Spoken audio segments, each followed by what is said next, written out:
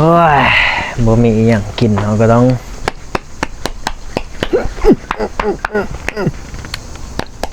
งกินส้มกับมักแอปเปิ้ลนี่แหละบ่มีมะม่วงบ่มีมะขามอยู่ในอเมริกาก็มีว่ามะขามบ่มีแน่เนาะแค่ดิเทมเมอรินบ่มีเห็นบ่อยู่ในอเมริกาโอ้ยกับแจ่วป่นนี่แหละ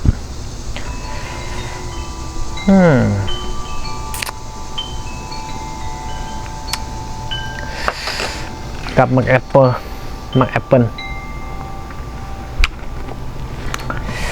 โอ้ยเป็นตาแสบแท้นั่นนี่น้ำลายไหลกระบาด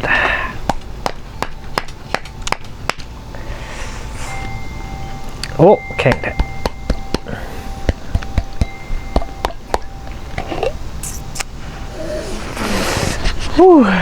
ของหนาวลุกคุยกับเจ้าป่นนี่ในอเมริกาเนี่ยผมมีมะม่วง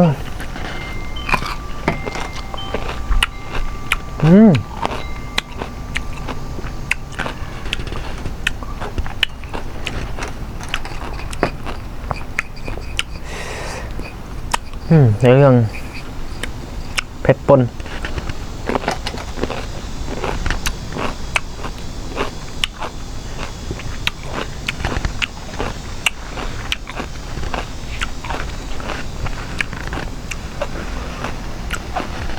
แซ่บอีหลีแอปเปิ้ลหน้าเหือน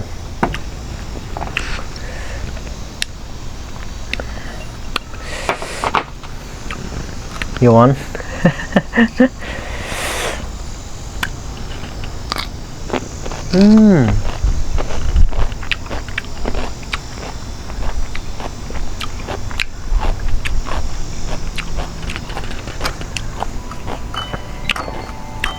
บ่ได้กินส้มมาเป็นเดือนละ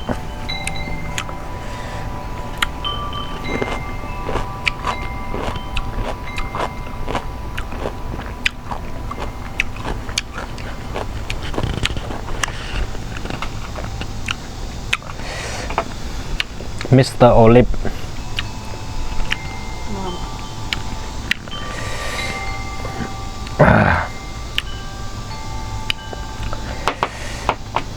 แสบคัก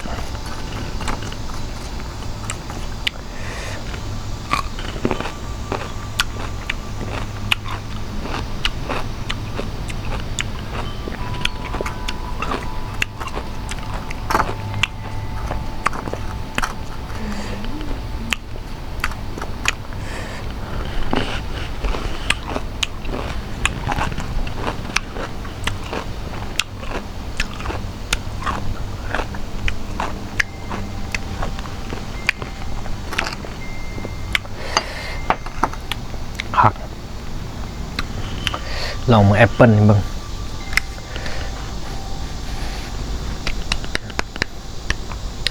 บ่มีส้มกินก็ต้องได้กินมักแอปเปิ้ลนี่แหละกับแจ่วนะ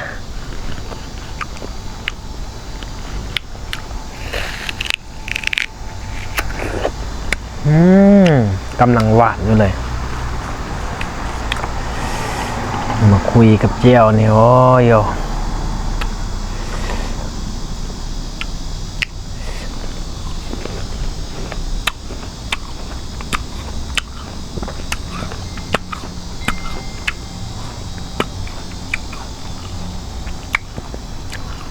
ให้ทางวิตามินให้ทางเกลือแห้งให้ทางน้ำให้ทางแอปเปิลนี่แหละ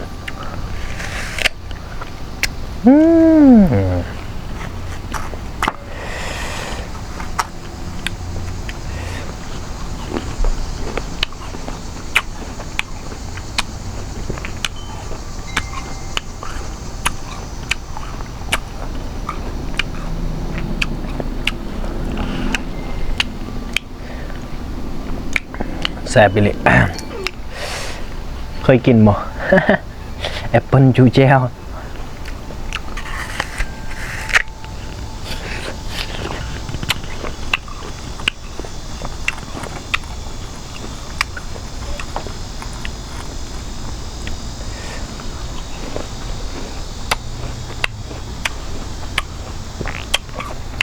นำหลายครับ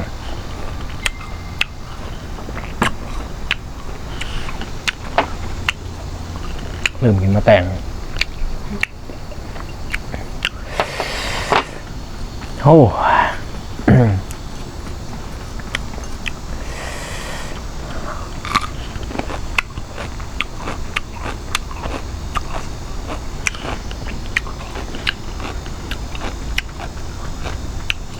โอลิฟสไลด์เขาจะกินกับไวน์แต่ต้องมีของแกมคือโอลิฟมาแต่งกินกับไวน์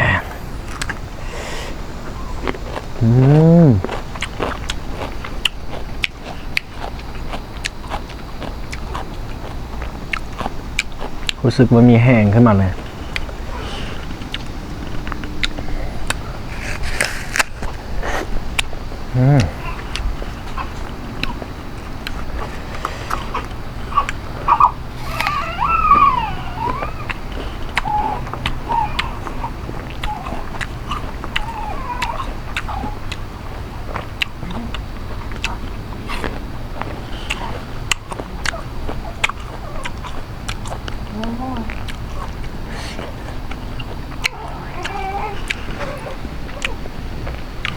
ว้าว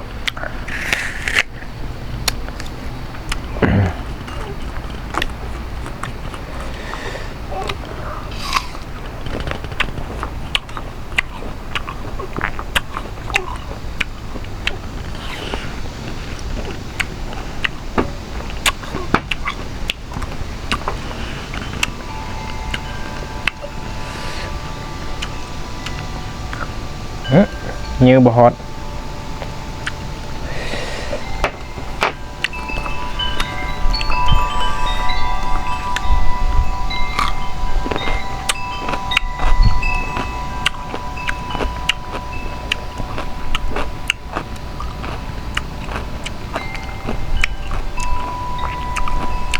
kiên vào cho này đi treo คนอเมริกันนี่เขาจะบอกกินแจ้วเนาะ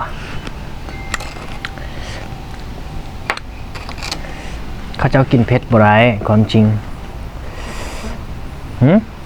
บอแมนบอกกินแบบเผ็ดคือแบบคนเอเชียเนี่ยนะแต่ว่ามีอยู่แต่ส่วนน้อยคนกินได้แล้วมันก็บอแมนอาหารหลักของเขาเจ้าบอก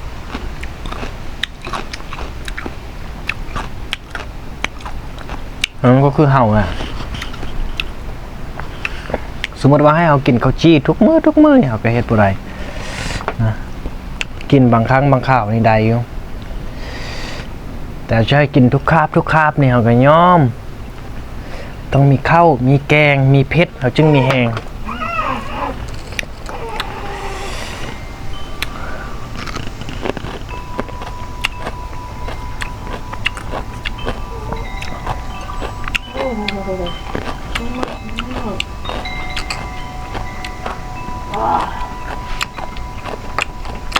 คือแบบค่อยกินอยู่นี่มีแห้งขนาดชิ้นยืนฮอตวะเนี่ยปึ๊บโอ้ยจะชอกน้ำกันคือบวกมาว่ะใส่บ่วงเดี๋ยวลงมาเนียวหลังเนียวกลางกับบฮอต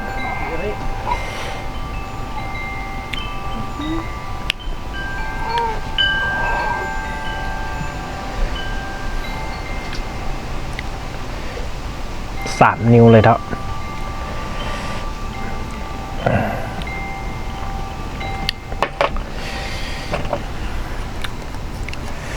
3 นิ้วเลยฮอตแท้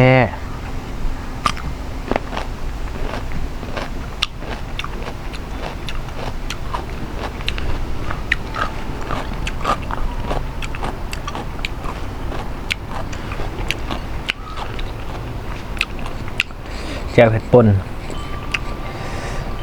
โอ้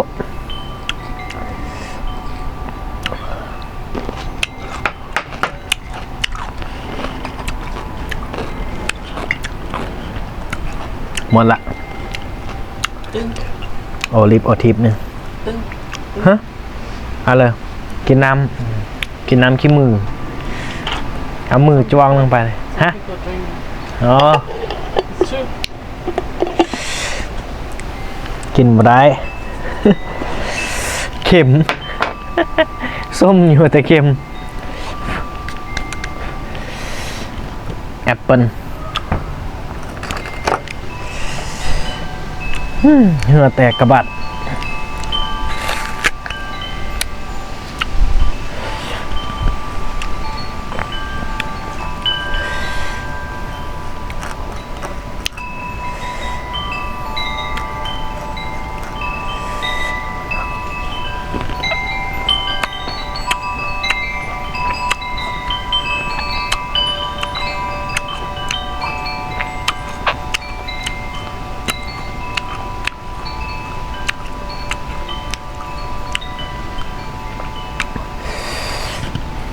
มักแต่งนี่เป็นตาแซ่บแท้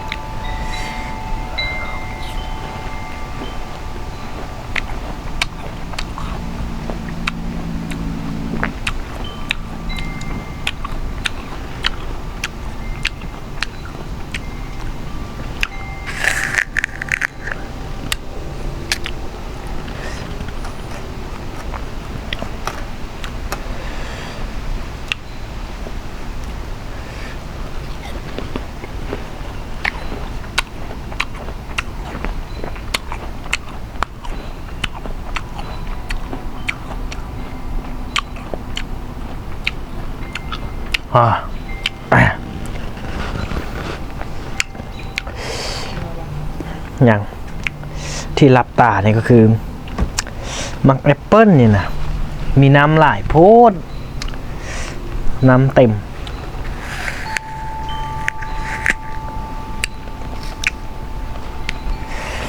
กินคือแบบมักโอ้ยนี่ไม่เพิ่มพูดได้ว่ามักโอ้ย มักโอ้ยมักซีดาเนาะที่เขามักเอิญก็มักซีดาแต่ว่าถ้าเป็นคำศัพท์ท้องถิ่นนี่เขาจะว่าน้องมักโอ้ยมักโอ้ย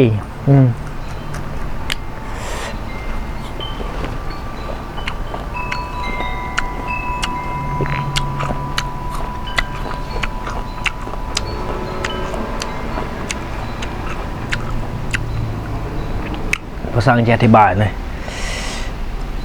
หวานส้ม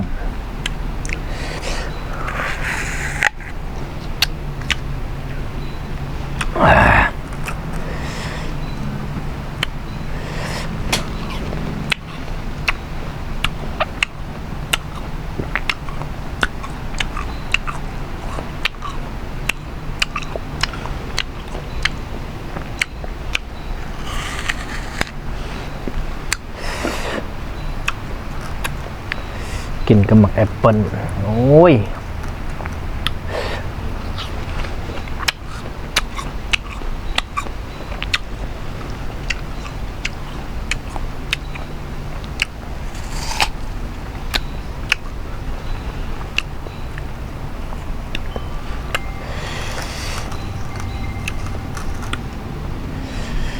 กินเผ็ดต้องมีแห้ง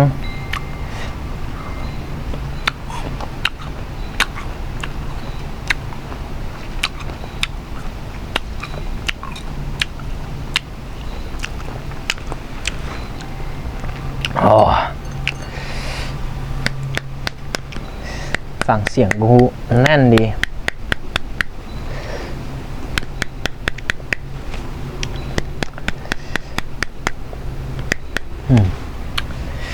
แน่นคัก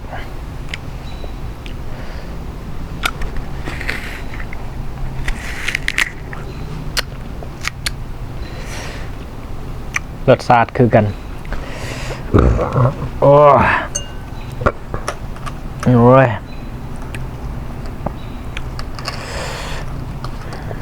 คุยเจียวคักๆ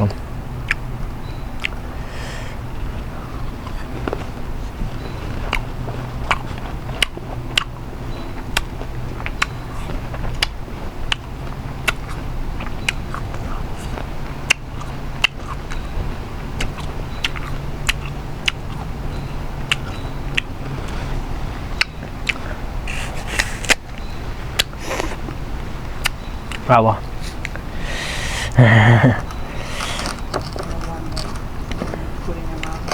อือฮึ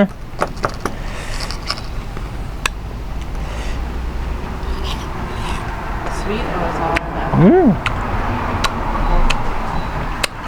หวานส้ม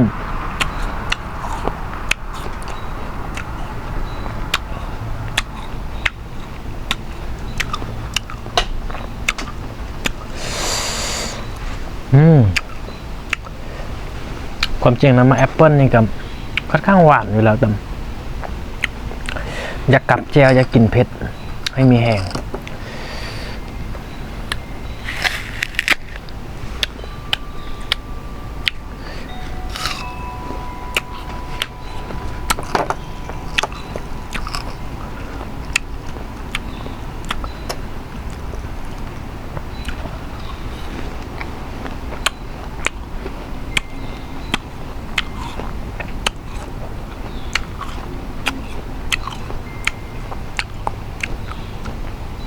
แซ่บอีหลี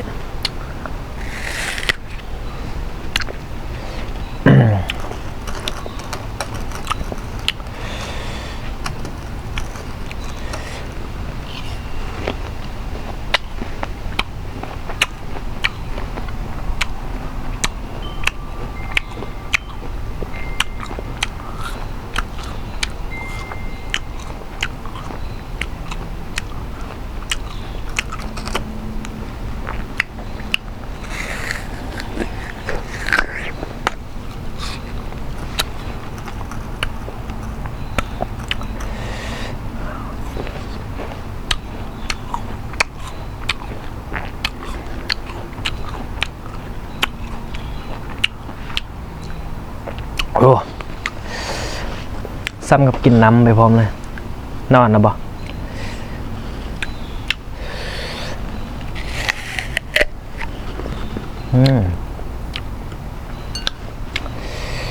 โอ้แซ่บเจียวกระหมด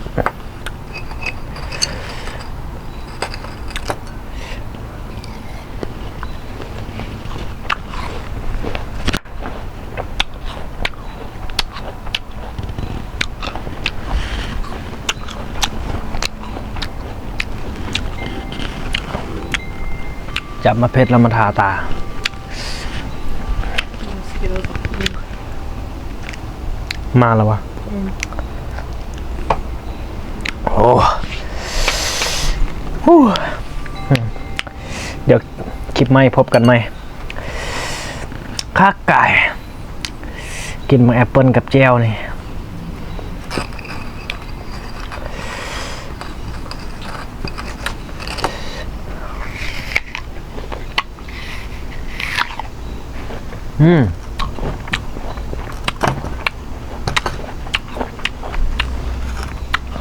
ดานแซ่บเพิ่ม